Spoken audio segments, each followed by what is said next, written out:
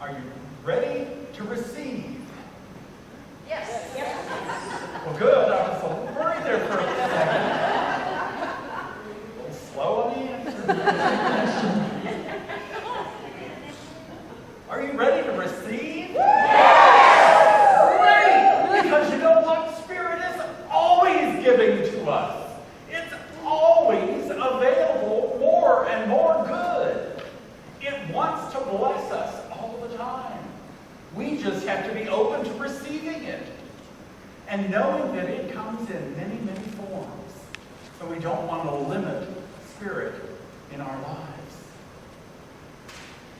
We're in a new month. Happy August. Yay. In case you don't have anything to celebrate, it's my birthday month. Woo! And Tom's birthday month, too.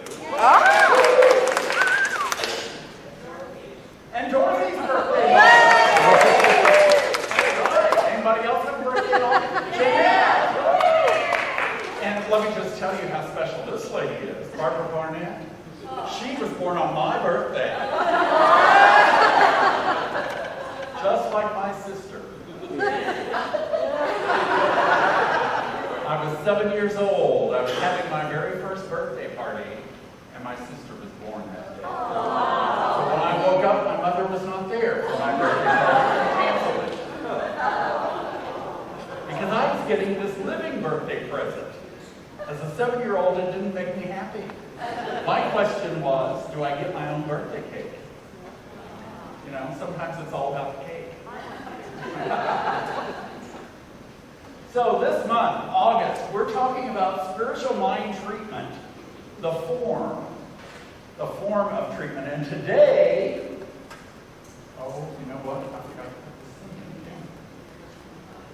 in. Computers are so picky. If you don't connect all the technology, they don't want to work. I think if computers are so smart, they should know what we want. There we go. My talk title today is How to Give a Spiritual Mind Treatment. So for the practitioners in the room, they're going to go to sleep. But don't go to sleep yet. Hard to tell what might come out. And you can see if I'm saying this right. So, how to give a spiritual mind treatment? I think we need to begin by just getting everybody on the same level playing field here on terminology. So when we look at our terminology in religious science, we talk about treatment. Treatment is another form, it's the science of mind term for affirmative prayer. Okay, so most people know how to pray. Oh God, help me. Oh God, why? Well, this is affirmative prayer.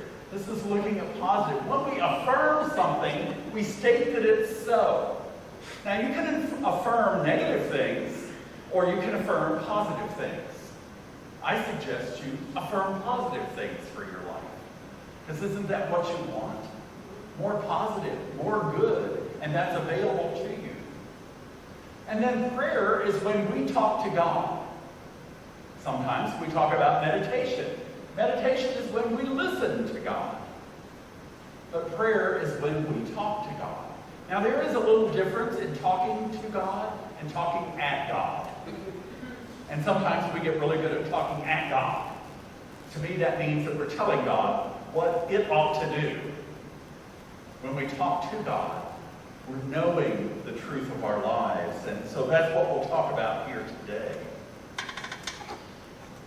The form of our prayers change as we grow in spiritual maturity. And I would like to use an example from my own life to show you how this has changed, how my prayers have changed. When I was growing up, I believed in that God out in heaven. And as I got into religious science and understood this philosophy, it resonated with me that God was not out in heaven. God was right here within me.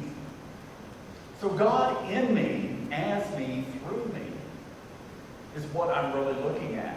If God is outside of me, then somehow I've got to get God's attention and change God's mind that whatever it is I want in life is worthy and God should give it to me.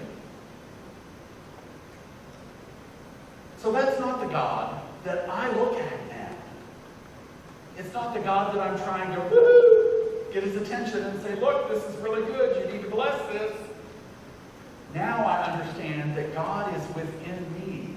And God in me, the nature of God is unlimited. Therefore, the God in me is unlimited. There is all kinds of possibilities for my life, for what I can have as I open myself to it. It's a new understanding of God, and therefore I can use that understanding to create the life that I want. Ernest Holmes says, the highest God and the innermost God is one God.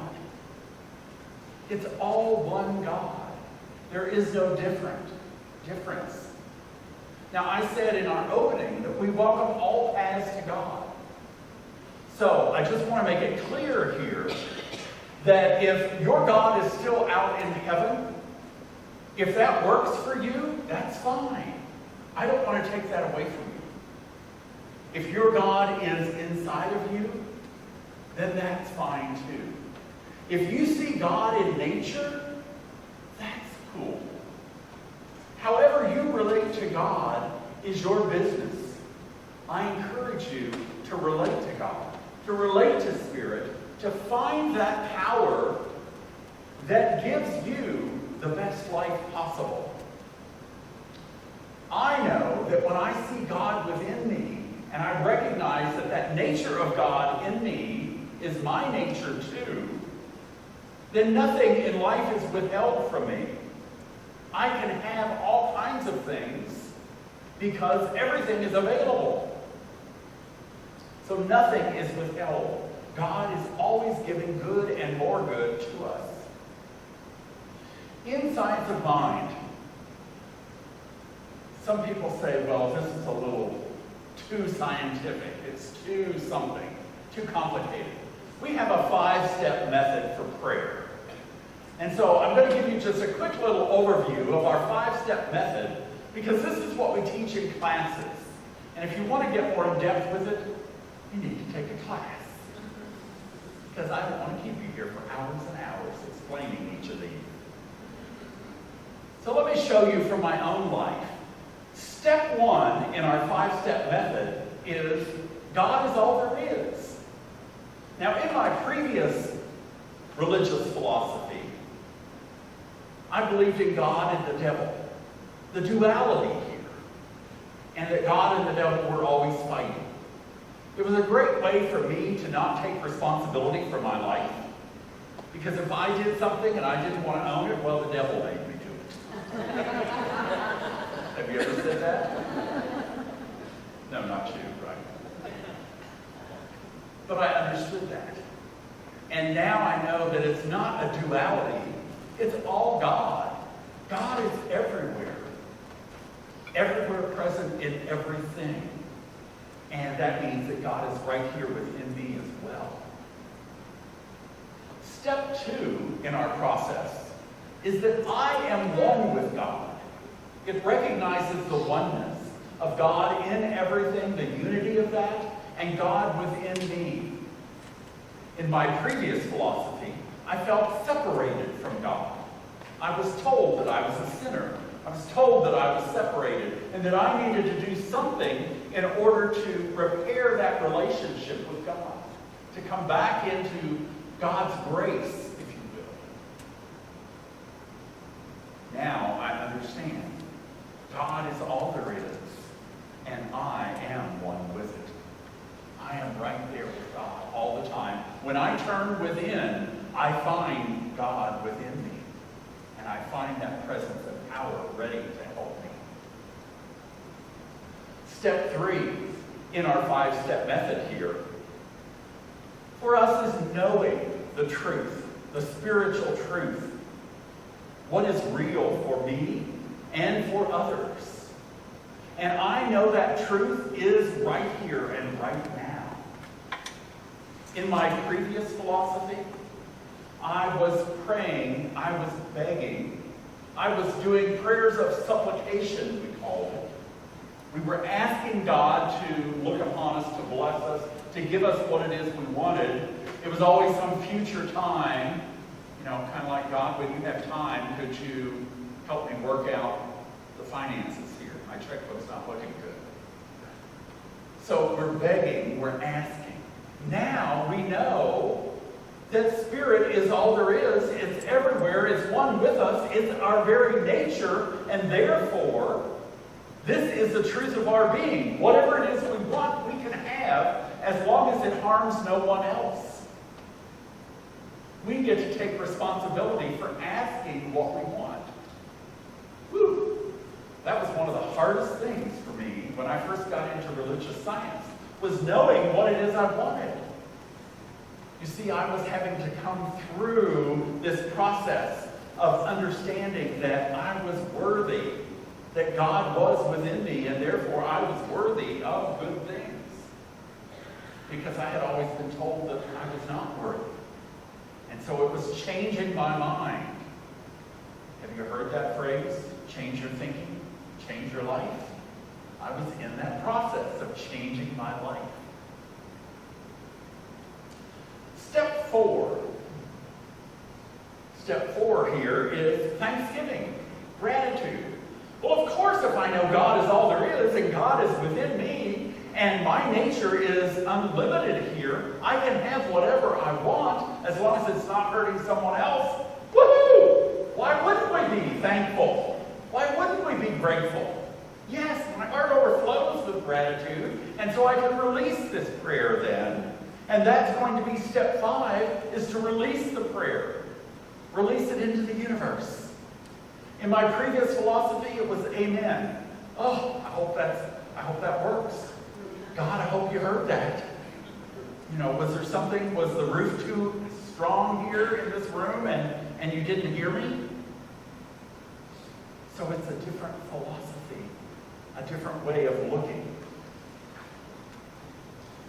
Our classes help you understand the different 5 parts of the 5 steps here. There's an old saying that prayer is the last resource of scoundrels and cats. So you don't want to be a scoundrel or a cat. Well, some people might want to be a cat. I don't know.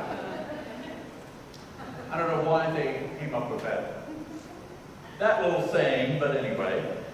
In our philosophy, we teach people to go to prayer first, not the last resource. So we don't have to be a scoundrel or a cat and have that as our last resource. We go to prayer first. When something happens in our life, we go to prayer. When we have a condition that shows up, we turn to prayer. Then we can go out and experience it. The reason we go to prayer first is we want to change our mind. We want to set our mind, our consciousness, on the path of good. We want to recognize that from unlimited possibilities, we don't have to go to worst case scenario. We can see that there could be good that comes from this. There could be positive that comes from this. So we transform our minds here and change it to what we want to experience. We have positive expectancy for what it is that we want in life. St. Paul said, pray without ceasing. Pray without ceasing. Now, prayer doesn't change the mind of God. Prayer changes the mind of the one praying. So in other words, we're realigning our minds. We're looking at bigger and better possibilities that can come from any situation at any time. There's a story of a great religious leader. This isn't me. There's a story of a great religious leader who learned of a holy man who prayed prayers of gratitude constantly. The holy man lived on an island far away.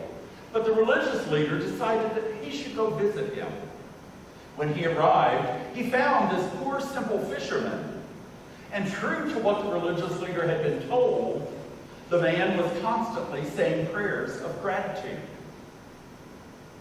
The leader, religious leader here, who knew a more correct way to pray, do you hear some judgment there? Decided to teach the man, and the man listened patiently.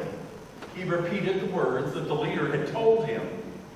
And finally, the holy man thanked the leader for coming and for teaching him. And the leader got back on his boat and started back toward home. As the religious leader was thinking in the boat that he had done a great service for this ignorant man, he turned and looked back at the island one last time and was flabbergasted to see the holy man walking on the water out toward his boat.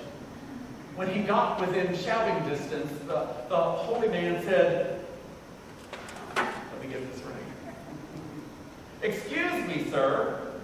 It seems I have forgotten some of the words that you taught me. Could you instruct me again? The religious leader, being flabbergasted with this man walking on the water, said, No. Forget what I taught you. Just go back to what you were doing before. If you have enough faith in your prayer that you're walking on the water, don't let anybody tell you there's a better way to pray. So I can tell you the 5 steps of prayer. I can teach you this stuff. And what really matters is, do you believe it in your heart?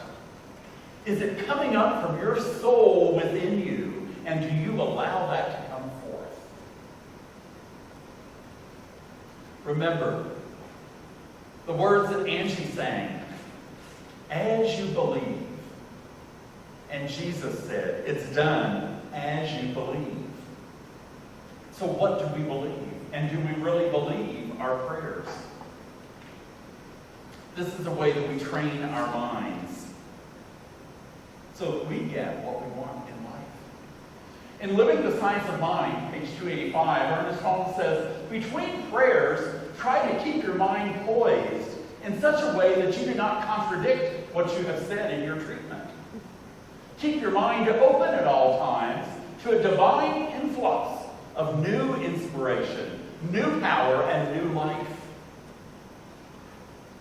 So we don't want to say our prayer, feel good about it, and then say something like, well, I hope it works. I've had that happen. I have prayed with people, and when they got ready to leave the office, they put their hand on the handle of the door and said, well, I hope that works. I was like, come back here. You know, if that's the attitude, then you don't believe this prayer. Now, I know when I'm praying for someone, I'm treating myself, my own consciousness, to know the truth of them. It's nice if they believe the prayer, but I know that my responsibility when I pray is to make sure that I believe the prayer, and I know that it's the truth. Is that right, practitioners? We are whole, perfect, and complete. We're not created to be poor, sick, and unhappy. It's our nature as the nature of God, which is unlimited, which is good and very good, that we can manifest. There's a saying, if life hands you lemons, make lemonade. Add tequila. Whatever you need to make it work for you.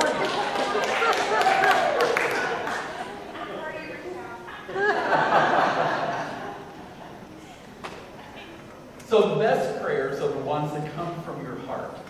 When I first got into Science of Mind, I was new to this philosophy. There was a little gentleman in our class. We had a study group we'd started in Kentucky, and had a practitioner that was there. She'd been a practitioner for years. She was very holy. She used all these flowery words. We were all kind of scared of her because, you know, she would pray, and we were like, what it is that she's saying. This older gentleman had been in Science of Mind philosophy for 40-some years. He sat patiently through this 2-hour class with this woman. She taught us well about 5 steps of treatment. And at the end of class, she said, does anybody else have anything that they'd like to add or say? Questions? And Edgar raises his hand. He hadn't spoken the whole class. And he said, you know, Miss Vicki, sometimes the best prayer I say is, God, help me.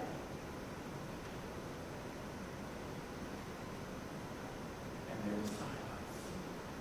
Because we could feel from his words that Edgar knew he was one with God. He knew God was in him, living as him. And when he said, God, help me, it wasn't God out in heaven. He wasn't begging for that. He was recognizing God within me. Get my own consciousness out of the way. Let me know your guidance from within. You could feel that.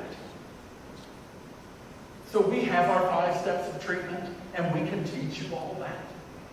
But what I can't teach you is to feel it in your heart. That's your journey. You get to do that yourself. It's the feeling, the conviction, the belief in the prayer that's going to make it manifest for us. God is our constant guide. Tell me where God is for this girl. A little girl dressed in her Sunday best is running as fast as she could, trying not to be late for Sunday school. As she ran, she prayed, Dear God, please don't let me be late. Please don't let me be late. She was running and praying, and she tripped on the curb and fell. She ripped her dress and got all dirty. She jumped up and brushed herself off. She continued running and started praying again. God, don't let me be late. Don't let me be late. But don't push me either.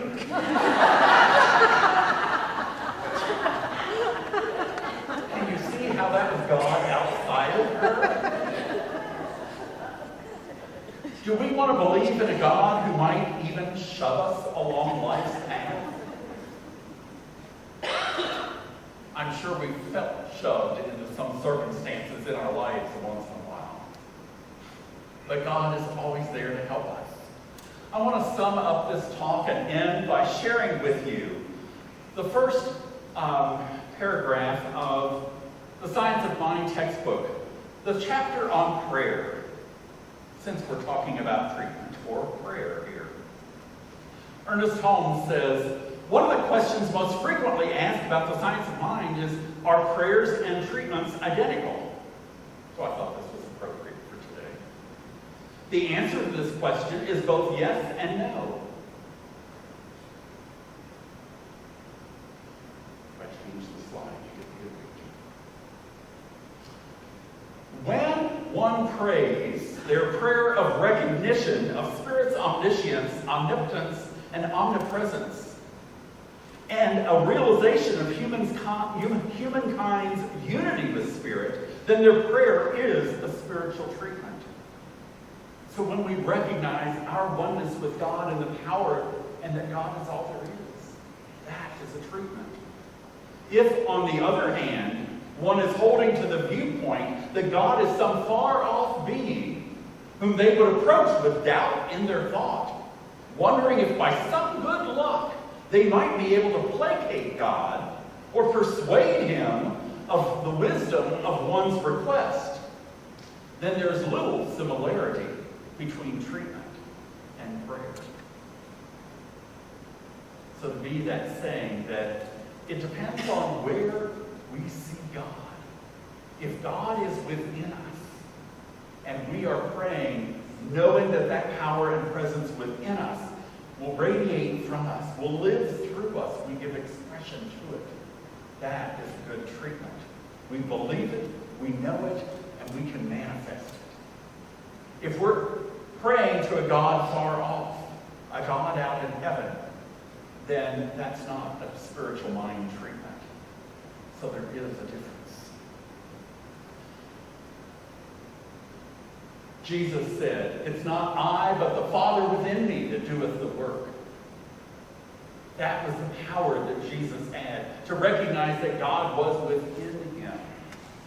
It's God within us that gives us the power to live our lives, to choose our lives, and to be the greatest expression of Spirit that we can be in this world.